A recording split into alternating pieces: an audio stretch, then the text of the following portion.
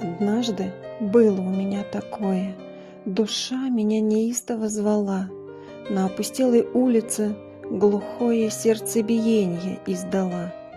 Остановилась, руки к сердцу, дышала глубоко при этом я. Оно же издавало килогерцы, чтобы обратила внимание я. Минуту так вот простояла, минуту слушала себя.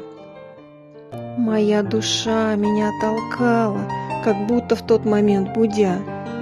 Потом все резко прекратилось, и я домой тогда пошла. Еще когда-то повторилось, но что-то было, я не поняла. С того момента я искала Бога я везде, лишь в мусульманство не ныряла. Но, видно, это не в моей судьбе. Тянулись годы, тянулись словно бы века. Так мои же проходили роды. Смотрю на это я сейчас издалека. 20 лет себя искала, 20 лет себя ждала. Но это только в этой жизни, когда-то ж я уже жила. Все это время мне казалось, что это я его ищу.